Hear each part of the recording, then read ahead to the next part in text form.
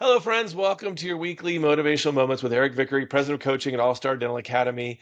And again, I have my fellow coach, Jenn from Alaska. We could have a whole conversation of what Alaska is like, but we're going to instead talk about the importance of building trust with your patients. So, last time we talked, Jenn, you were talking about the most important thing you could do in a practice is find that patient's why. And now we're connecting this to the importance of building trust with them. So, share with us what are some coaching hacks we could put into place this week in building trust with patients? My number one thing is the phone, right? So once that patient shows up, they're there, they're in your reception area. What happened over the phone? Number one thing is, did the admin or admin business administrator hand off to the clinician, whether it's doctor or assistant, whoever's bringing the patient back? Did they share with them why they were coming?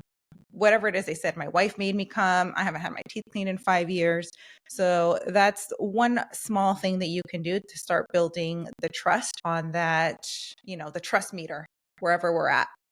So when you bring the patient back as a clinical assistant or doctor, you're letting them know, hey, Yeah. Jen at the front, my admin team, she shared with me this morning that when you called 2 weeks ago, she said you were here because you haven't had your teeth cleaned in 5 years and they're starting to feel a certain way. Or you can paraphrase what they say. That right there is Yeah. key. They're gonna be like, wow, Yeah. this office really So good. talks I to each love other. verifying that research, right? Yep, you verify that research.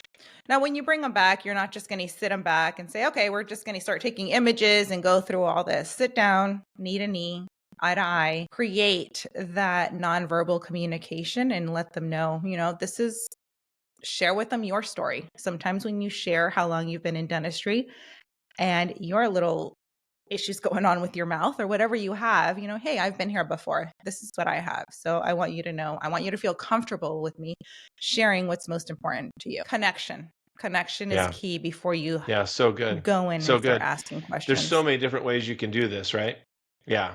And then asking hmm questions. Yeah. So good.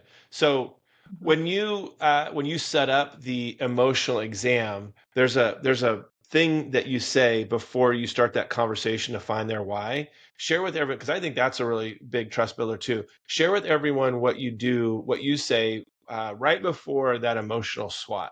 How do you set that up? So I set it up by asking, I would say, for example, Eric, I'm going to ask you some really important questions. The more you tell me about what it is you're looking for, the more you share with me, the better I'm going to be able to help you and doctor will be able to help you. If it's okay with you, I'd like to ask you, Yeah. here's the second Yeah. set of questions. If it's okay, I'd So like to easy ask you to some very do. important questions. Yeah, love it. And you're setting that conversation up. You're giving them freedom and space to communicate.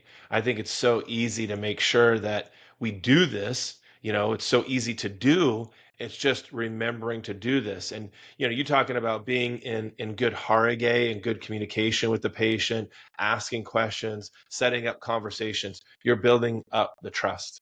And hmm so this is powerful, everyone. This is powerful information that you could use that Jen's sharing with you this week.